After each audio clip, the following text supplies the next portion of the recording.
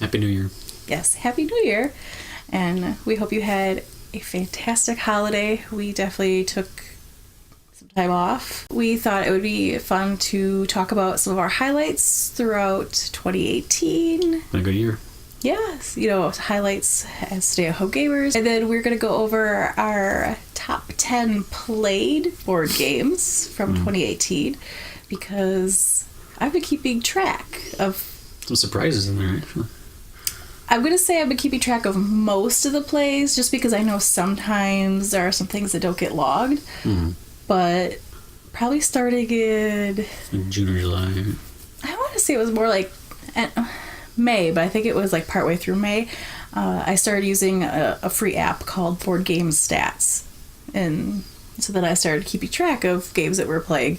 But again, I know there's some games that we just didn't necessarily log. Yeah.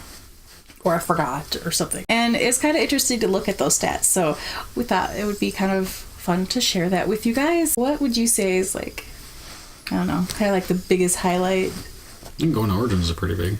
Yeah. I mean, it was a big deal in terms of having to get there and, all that stuff. So It's quite the road trip with the kids. But it was a lot of fun. It was a pretty good experience in terms of like a gaming convention. Yeah. Because we had gone to Nexus here in like a taste Milwaukee area, but it's much smaller. Much smaller, yeah. So Origins was like our first bigger one. Yeah, it was like two massive like halls, and next is just like a room in a hotel. Not a room in a, like a conference room in a hotel. Yeah. I mean, it was also spread out other things, but that was like the main part. Well, also Nexus is more, I think, geared towards playing, whereas Origins has a lot of game one hall companies was there. Playing there too. Yeah.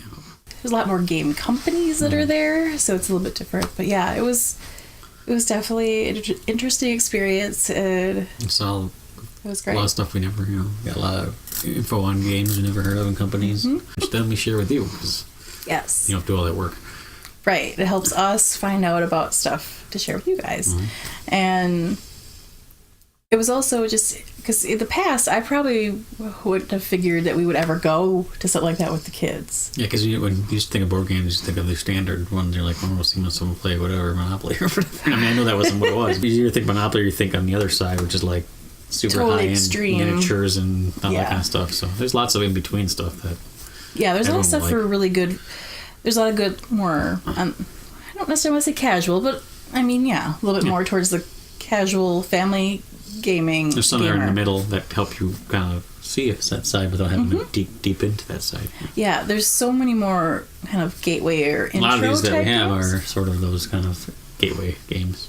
Yeah, they kind of get you used to the mechanics of the heavier, more in-depth games. You find out what you like. Well, we'll try something more heavy this time. Yeah, so you could dive in a little bit further. And it starts prepping the kids. Yeah, because they're really doing it too. It's hard to dive into those heavier games with them if they aren't familiar with all those mechanics. Yeah, because now our kids play way beyond the age requirements.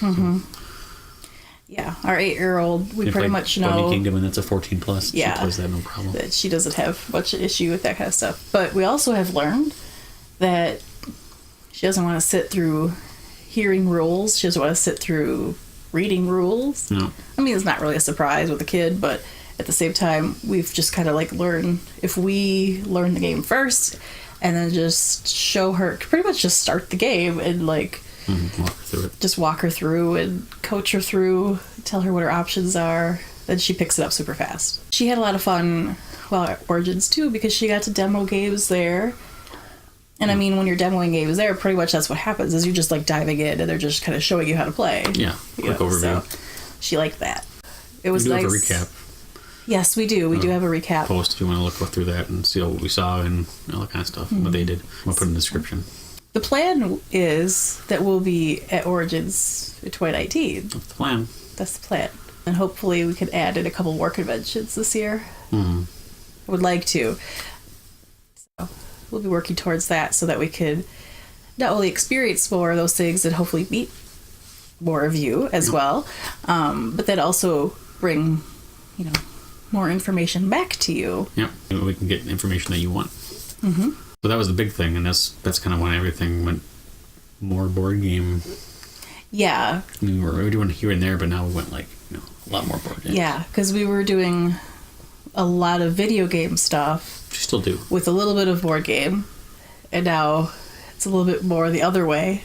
At least on our YouTube channel. Yeah. We regularly stream a board game once a week, but we've been streaming more video games again. But Origins definitely helped kind of like... spark that. We had so much to do. We brought so much home from Origins that we had so much to do with it. Yeah. We're still doing it. Yes. There's stuff that we're still working on from games that we picked up over the summer. And then, I mean, we continue to pick up new games because that's just what we do. I love playing games, and I love trying new stuff. So, and then, is there one in January? There is.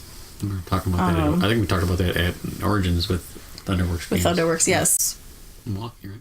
One in Milwaukee coming up in a couple weeks. It's called Midwinter Gaming Convention. I don't know why they do a convention in winter, but yeah. Anyway, right now it's like 40 degrees in the winter. It's anyway, weird weather right now, but I think we should be able to make it over there for that. Stay tuned for that. Mm-hmm. Otherwise, I've just been making content and playing games. Yes, lots of playing. Boxes. Lots of playing. Lots of video making. Sharing games, game nights with friends. Yes, lots of game nights with our friends. It's so awesome when one of my friends is like, I now own this game that you introduced us to because we love it so much. So it just makes me so happy. And it's happened quite a bit now, so it's really awesome to see their board game collections grow and see them enjoying so many of the games that we love, and that they don't, it's when we bring over games, it's not like, oh, no, they ask us to what are you bringing over here? No, they're like, ooh, what do you have new? What have you brought over? That kind of stuff, and they look forward to it. And then they have special requests sometimes too, like, we'd really like to play this game again. And then, the next time you make it over, they have bought that game. It's really awesome to see that. So one of the things that I'm definitely hoping throughout 2019 is that we get back into, because we've been having quite a few game nights with our friends, but to have more of a regular, like, consistent schedule to it. And it's opening up so that we're not always just playing smaller player counts. Yep. So yeah. Now we're actually able to play some of the games that we would like to that require more people. Maybe even some community events. Yeah, with some other people involved. So stay tuned for that. Hi. Yeah. I mean, it's one of those things where it's like, oh, I would really love to do this. And you know what? We need to make it happen. You did last year. We did. There was a lot of things that we talked about that we just made it happen. Mm-hmm. Like our family game box. Kept talking about that. Launched it. Started making sales. So it's awesome. The people that got it so far have really liked it. Yeah. It's awesome to see, the reaction to it and people appreciating and enjoying, this curated box for them and helping them find more family games that they can play that are not your typical stuff that you find in the stores. Yeah. And speaking of like making all the content and stuff like that, to us it's definitely a huge deal, and it comes from you guys. Really. Yeah, we launched our channel in May 2017. In 2017. But this last year we uploaded 217 videos. That's a lot. Yeah, we did. Yeah, we did early on. The first part of the year, we were doing like 1 or 2 a week, maybe 3. And then we upped it to about 5 to 6 uploads a week. Yeah, so most of that is actually the end of the year, at least the last 6-7 months or whatever it was. Yes, when I really started like, okay, let's write out like what we're doing and all this stuff. And it's worked out. People like the videos. So because the year before that we uploaded 92. Yeah, it was only 7 months of the year, but still. We like doubled that. Yeah. Yeah. So at this point, we have almost 300 videos on our channel. Yeah, lots of stuff there. I mean, I want to see Rissa, even younger, playing Stardew Valley. She's still learning how to read, sort of, and it's kind of fun to watch that one now, where she can just. Yeah, and then there's videos with. Like her playing, her with some of her Sim families in the beginning. That's funny. Her and her brother playing Amazing Frog, which the game is just ridiculous, but watching them is funny. Mm-hmm. And then different gaming, video game stuff with us, with them, and then board games with all of us. How-tos and how-tos, the reaction unboxing videos. And if you're into ASMR, I actually have some ASMR unboxing videos. Fall asleep. So if you like the crinkly sounds and like cardboard kind of sounds, all that kind of stuff. Like I have some of those as well. But that was pretty stuff there, so incredible. check it out, yeah. And then in terms of views, like it increased over 1,600%. Like we got a ton of views this last year, like way more than. And if you chop off our #1 video, it's still a lot of views. Right. Yeah. Because we did have a viral video. We have one outlier, but even if you take that out of the picture, it's still a lot. Right. So thank you. Thank you so much for watching our videos. Thank you for watching our our videos on Facebook. Thank you for watching our videos on YouTube. We appreciate it. Yeah. Like we're consistently getting, good views now and good watch time every month. And that's because you guys are watching. Mm-hmm. So like thank you. Yep. The sharing stuff helps too, because it helps more people find out about all this content that we are creating for families. Because we liking and subscribing and all that stuff helps too. And I mean, because we want to provide a safe place for families to enjoy gaming content. It's all family friendly. And we want to help parents find games that they could play with their kids that they might not know how to find. I think it's pretty significant. Yeah, I was surprised at those numbers when she showed I was like, oh my gosh, look at this. Because it's one of those things you look where... at it every couple of days on your phone, you're like, oh yeah, we got some views and stuff. But then you look at the overall, you're like, oh wow, yeah, we went way up. Yeah, because it's easy to look at the day-to-day and be like, okay, it's you doing got a subscriber okay. today or whatever. Nice. Yeah, but then when you look at how we grew the entire year and then compare it with the year before, especially, it's like,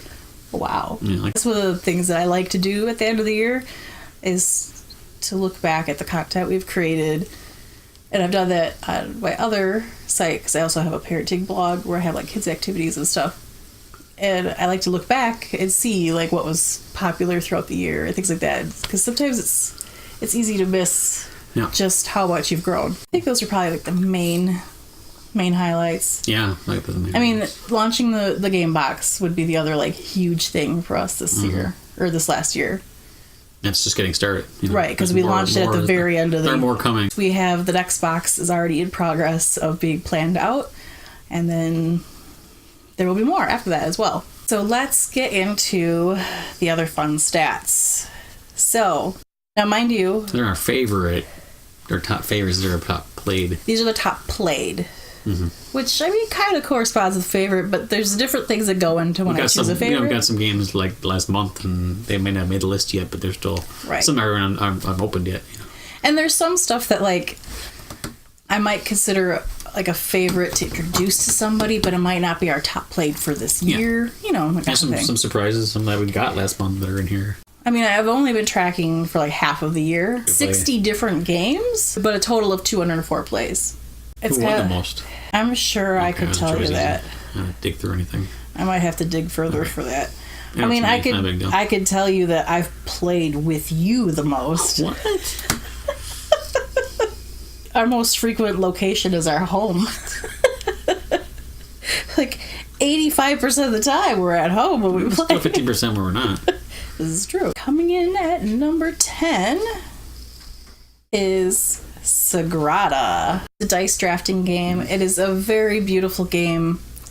It's a puzzly kind of game. Yes, and I mean, our 5-year-old... He's 6 now. He was 6 when he played it. Anyway, he's 5 or 6 and he played it the time, so... His birthday was just last month. It took a little bit, but he got the hang of it. Yeah, we had to coach him a little bit, but he did pretty darn good. Yeah. And our daughter definitely, like, caught on to it really. Simple rules, just dice and some... a little more advanced things, but nothing overwhelming. It's easy to teach. It's when you start like thinking strategy and stuff. Play the more advanced. There's different, more advanced. Options for more advanced players. You get more help stuff, but it's harder to do. Yeah. So we had them have the easier puzzle boards, and then we took the more difficult ones. This one didn't have that long at all. Number 9 is Villainous. I really love this game. We played a bunch. Just. Recently, obviously. So we played it. We've played it with our daughter. We took it to a game night. I heard that's what they call an asymmetrical game. Everyone's doing different things, sort of. That would make sense. It's a really interesting... I mean, it's a really interesting... It's one of the best examples of an asymmetrical game. So. I really can't wait to do the how-tos for you guys because I'm going to break it down for the different the different villains because you play each one differently. And, you know, you have to hold the game. It's just that your other players are just messing with you a little bit. Mm-hmm. So it may mess you up, but you're really trying to do the same thing. But so I'm surprised. I mean, understanding what they have to do will help you mess with them. Yeah, if you know their character, you know how to mess with them. So it makes sense to play all of them. Mm-hmm. So, you know. Might not trip them up as much as you might think you are if you don't actually realize what you need to stop. So yeah, it's one you don't really master until you play the bunch. Mm-hmm. It is. And I, not on purpose, haven't played any of the female characters yet. That's right, you still have it. That's how it's lived. We've done it. Because you were going to switch, and then I think I don't know. Yeah, but yeah. So I only played half the characters so far. And I've only played half the characters. Yeah. So we got more to play. Yeah. Number 8 is Unstable Unicorns. We haven't played it recently, but we played it a lot. And our friends just got a bunch of the expansions we have to play with. Yes, and actually I had backed the last Kickstarter that had some the chaos and control that hasn't come yet. But yeah, this actually had a lot of plays earlier in the year. Yeah. It was one of our daughter's favorites for a bit too. One of the I hate to say there's a downside to having so many games, but sometimes you don't get to certain games as often. Too many games is not enough time. Yeah, that's pretty much it.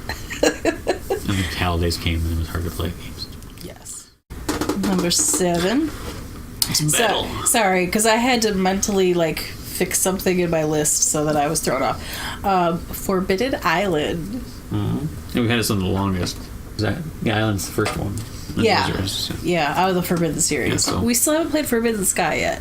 We played this one on stream at one point. No, we didn't. We messed up. Is it the one we messed up? That's right. Yes. So there's a fail video on there. Because we told... Oh my god. I played it wrong. Yeah, we totally screwed up. We were playing it wrong, and I don't know what... Yeah, it wasn't a good I don't know what... It's fun to watch. Because we had someone was watching, right, commenting on it, and we're like, what's happening? And they were like... Yeah. You were supposed to do that? It's not all perfect around here. No. You just play games wrong 3 or 4 times until you missed that one step. That's how you learn the rules correctly. Mm-hmm. Yep. It's also... we basically taught you how not to play. That's a good... It's a good... co-op intro to other people who haven't really played that style of game, especially if you were trying to play something basically other co-op than game that the game is trying to kill you all in 7 different ways. There's a lot of those kind of games now. Right. So. But previous... The next 2 were it's like that. But prior to that, the cooperative games that we had played with the kids were primarily kid cooperative. Yeah, Save the Fairies and Stop Mr. Freeze or whatever. I mean, there's similar mechanics, but when you get together with your adult friends, there's one way to lose those games. They don't games. necessarily want to play those ones. No. There's one way to lose those games. There's so many ways to lose these games. It's true. Next 2 are the same style. Yes. This is basically the king of all of them that knows. Yeah, so Pandemic got a lot of plays. It's the standard straight up Pandemic. Yes. So everyone's heard. They probably heard of this one. Even though they don't really find it at normal stores. A lot of people heard of this one. No, I think. Well, I'm trying to remember if it's maybe showing up at Target a little bit now. I can't quite remember. I feel like it's starting to show up in regular stores a little bit more. Yeah, they used to do more and more of that. But this one got a lot of play because it's classic. It's once you learn it, it's easy to play, but it's also hard to win. Because you don't really know what's going to happen. And it's, even if you think you're really good at it, you'd be like us. Have 4 losses in a row. But that was to that. So number 5 is Thanos Rising. Oh, still angry at him, aren't you? Mm-hmm. It's a great way to take out your feelings from Infinity War. Yeah, and Endgame's coming out. You're probably going to play it again. Mm-hmm. Who knows? So, yeah, that was... We do really enjoy that. And there's a review on our website. There's definitely and a videos of us playing it. Yeah. Friends like this only requested this one. Yeah, we've taken that along for game nights and stuff. And it's pretty even in terms of winning and losing. Yeah, we actually have been... pretty even on that. So number 4 would be Bunny Kingdom. Love this game. Our daughter likes this. It's a area control card drafting game, and it's resources. I'm so glad that she enjoyed playing it because it just really opens up the types of games that we can play with her. It's a good gateway to more of those advanced. Yeah, it's kind of and this is also an interesting one because the 2-player is a totally different strategy and play style than when you have 3 or 4 players, and we've played the 2-player quite a bit as well. Yeah, there's a little more attacking your opponent in 2-player than there's none of that in the other game. Yeah. So it hasn't been played as much recently. No, played it last time I was stream. But I mean, it still has had a lot of plays. And you got it Origins. Our playthrough. I mean, we played it live. Videos, yeah, it's one of our top live videos, but it's also one of our top YouTube videos. That's what I meant. Yeah, it's what the live one. The yellow actually they shared it. Yeah. This one is a classic. So I've had this one a long time now. So number 3. It's heavy. I don't need help here. Lift with my knees. Number 3 is Role Player. This is all the expansions in here too. So this is a dice drafting game. You're essentially like creating your character. A dice game of fantasy character creation. But then with the expansion monsters and minions, you're also like fighting monsters and stuff. So one of the things that I had to look at when I was looking at these stats is because I initially put Role Player in as a game, and then I put Role Player 2, Monsters and Minions, as a separate game. So I had those logged different.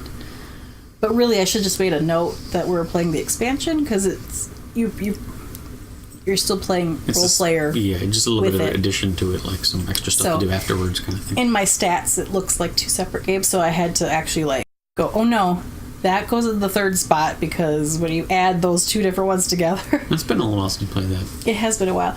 Now, I love that game, but it does take a while to play, and it does take some time for setup. Though, now that I have the organizers... It's a little faster.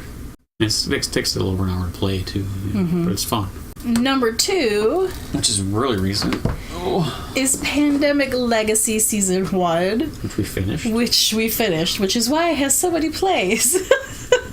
So you play 12 months, but if you lose, you can play the same month again. So it's like we lost a bit towards the end there. Can't really spoil it too much. 4 times in a row. One night. In one night. We're like, let's keep going. It was Christmas, wasn't it? Yeah. Yeah, I ended our Christmas by losing 4 times in a row. And we're like, okay, we gotta go to bed. It's like 1 in the morning or whatever. Yeah, and it was kind of depressing. It was like, well... Though, like I said, those losses, we did help ourselves. It was like a sacrifice. Yeah, so it turned out okay.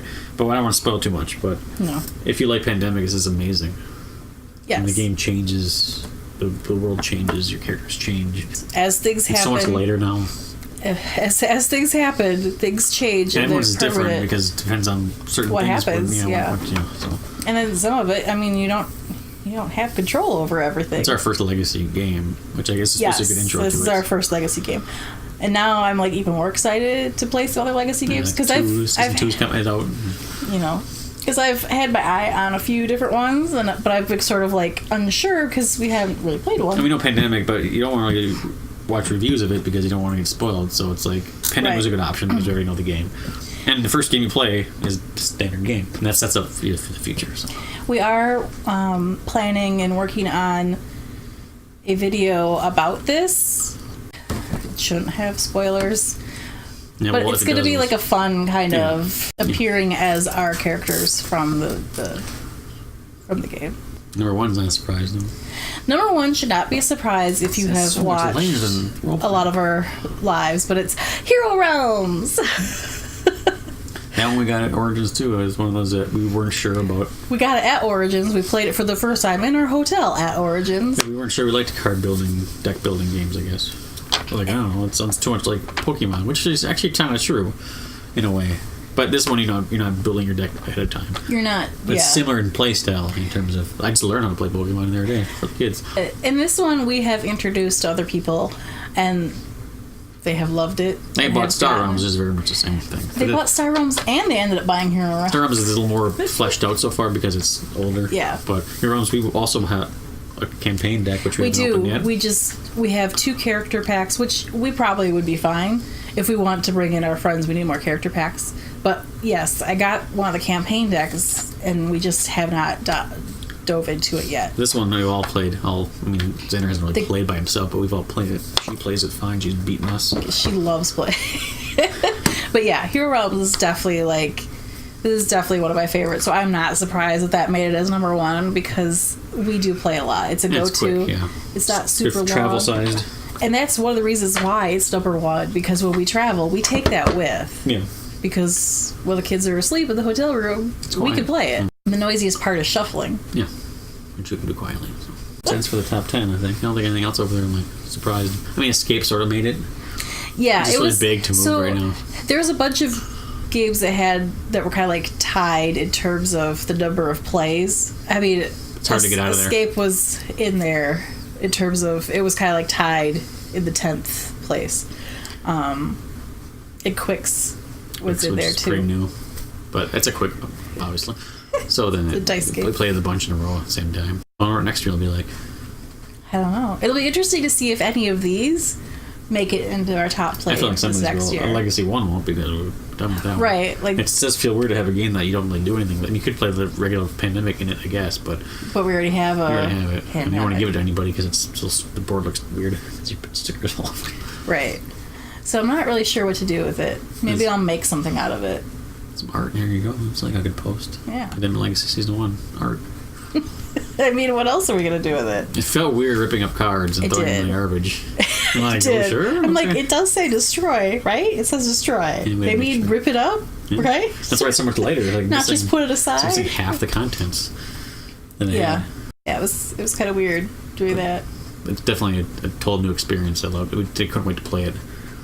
It doesn't have to stream it because we didn't want to stream spoilers. We just did it whenever we had time. And it'd be like, okay, let's do it. Then it was a lot of times that we did 2 in a row. We found our like perfect match of characters, but then something happened and that didn't work anymore. So then anyway, we're not spoiling that.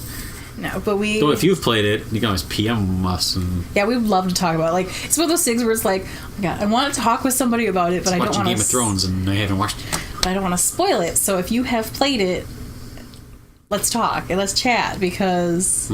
Or if you know a good review that someone has played it and they reviewed it, we like to read that. Yeah, because now we want to like go watch other people's videos and. So we did Google some questions about it and asked other people's clarifying things that were confusing. So you don't want to mess it up, especially in a Legacy game. You don't want to mess it up just because you read the rules wrong. They did break the rules down really well and explain. You had to look for the keywords and okay, they specifically say this, so that's what this is. But there were still a couple of things where it was like, is that? But there were, if you just Google it, someone's already asked the questions. Pretty much, yeah. So yeah, there's another season, and then there's a couple other Legacy games that I really want. I mean, you're in Risk Legacy, which sounds interesting because it's because it evolves. The world changes and stays that way. So I'm really excited about playing more Legacy games now. It's a goal in 2019, right? More Legacy. Yeah. And if you have any suggestions on Legacy games, either that you have played or that that you're interested in, you want to learn more about, let us know. Like, drop that in the comments. I have to try to do a recap post that's not spoilery. Right. Which is sort of hard. Post-mortem. Yeah, I would love your suggestions on. We saved you. Thank you. Yeah, we did end up saving you. We saved humanity. I mean, mostly unscathed. But it was mostly underground, so no one knows. If you live in the west part of the world, you're fine. It was underground though, so no one knows that we saved the world. It's true, we did underground. Yeah. It's uncredited, but seriously though, if you have any recommendations on Legacy games, I would love to hear them because. What should we play next? Yeah.